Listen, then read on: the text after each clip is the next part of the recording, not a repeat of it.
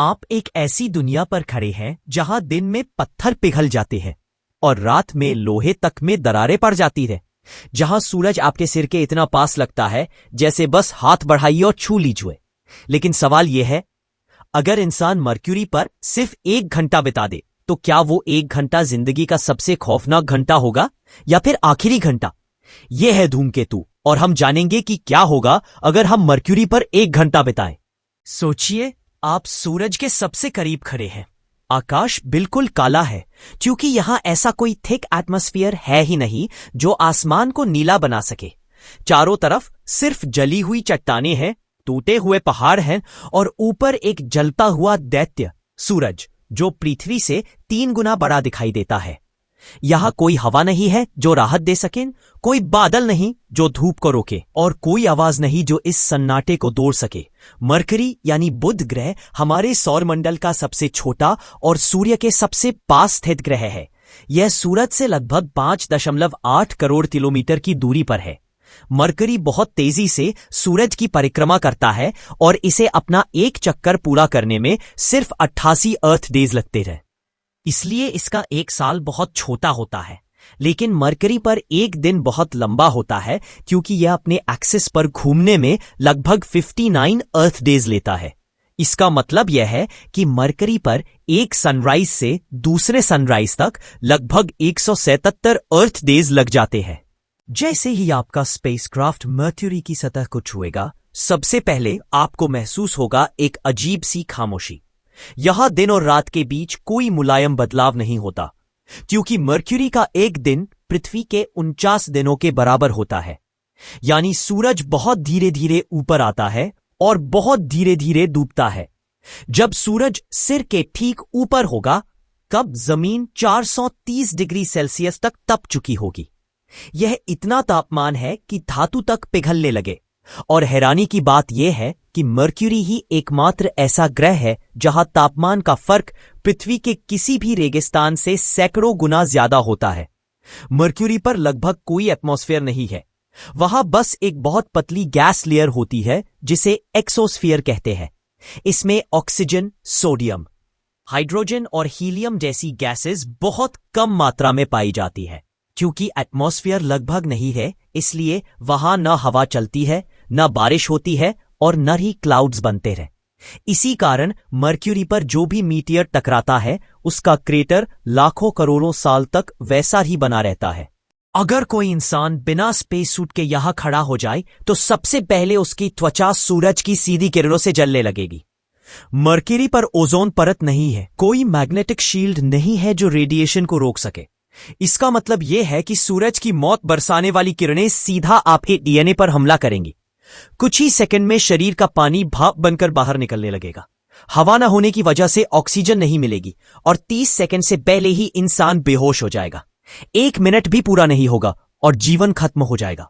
लेकिन मान लेते हैं कि आपने सबसे आधुनिक स्पेस सूट पहन रखा है जो एक्सट्रीम हीट, वैक्यूम और रेडिएशन से बचा सकता है, तब भी खतरा टला नहीं है।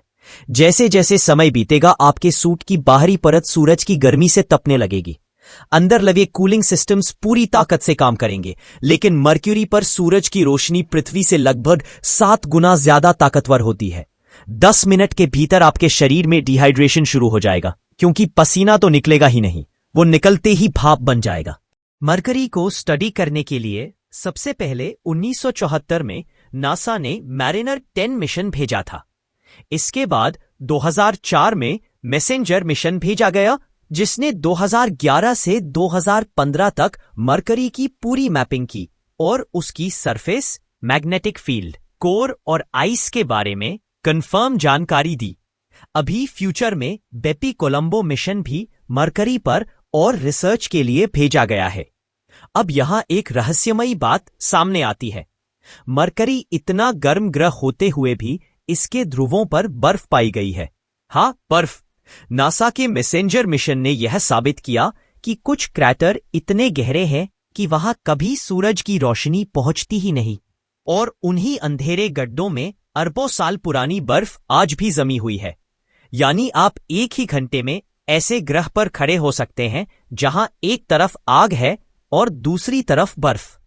मरक्यूरी की सरफेस मून जैसी दिखती है, पूरी तरह क्रेटर से भरी हुई। यहां छोटे बड़े हजारों गड्ढे हैं। मर्क्यूरी का सबसे बड़ा क्रेटर कैलोरिस बेसिन कहलाता है, जो करीब 1500 किलोमीटर चौड़ा है। यह एक बहुत बड़े एस्ट्रॉइड के टकराने से बना था। आधे घंटे के बाद आपके शरीर में कमजोरी पड़ने लगेगी, दिमाग भारी लगेगा, सांस तेज हो जाएगी और दिल की धड़कन अजीब तरीके से बदलने लगेगी। वही जमीन के नीचे मर्क्यूरी का विशाल लोहे का कोर छुपा बैठा है, जो इस ग्रह का लगभग 85% हिस्सा घेरता है।